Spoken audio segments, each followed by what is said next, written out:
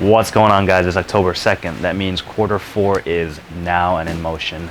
As you can see, still a lot of things are at works right now. We're building a lot of pallets at once, so you could see like this is halfway built, this is like third. I think there's still about like 7-8 pallets to go to process. It's taking a lot of time because I feel like some of the pallets that we're doing, there's a lot of units inside it, so it's and then those units have to be grouped into bundle packs, so it's taking a lot longer than I thought, but it's getting done. So my cameraman and his girlfriend have been working super hard on getting rid of a lot of those single pallets, and you're gonna see that right now.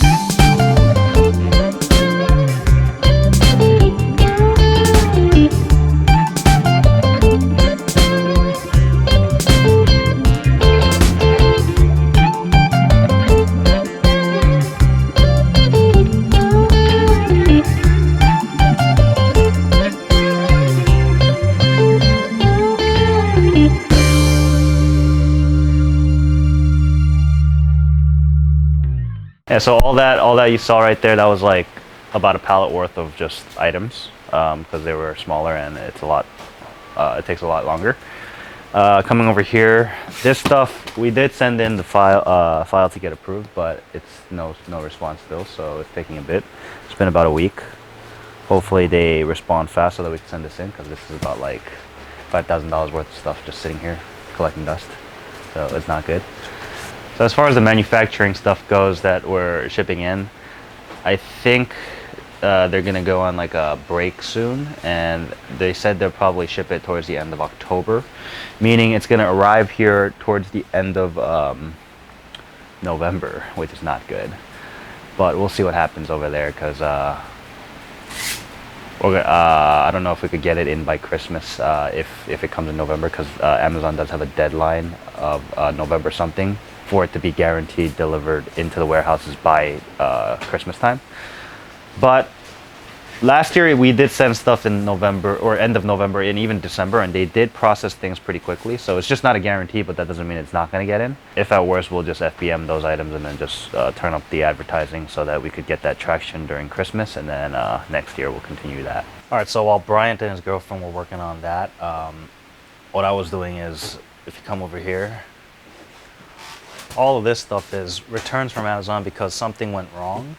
Either something went wrong or a customer returned it. So stuff like this is the things that nobody really wants to take care of. But like, as you can see, all of this for this item, for this item, like the listing got hazmated and they needed some type of safety form or something, and our manufacturer couldn't provide that. So we filed some paperwork, but they didn't accept that, so we had to recall all of this because the listing wouldn't go back up.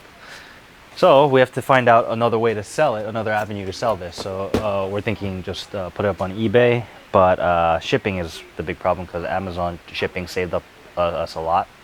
But and I don't know how fast it's gonna move on eBay too, because it takes up a lot of storage. So what I was doing over here is, because the main, I guess, manufacturer that took up most of the shelf was J.Rue, but they're no longer with us. We're trying to get rid of as much as that stuff as possible, and then redo this whole area for the returns and eBay stuff. So over here, if you look at this stuff too, like there's a whole pile of just, this is the death pile pretty much. So we got all these Funkos here that are like, oh, this one's fine. What the? Why is this over here? So we got all these Funkos that are like dented box and stuff like that. So all of these in this area is supposed to be like dented box stuff that can't be sold as new because it's crushed and people collect the stuff.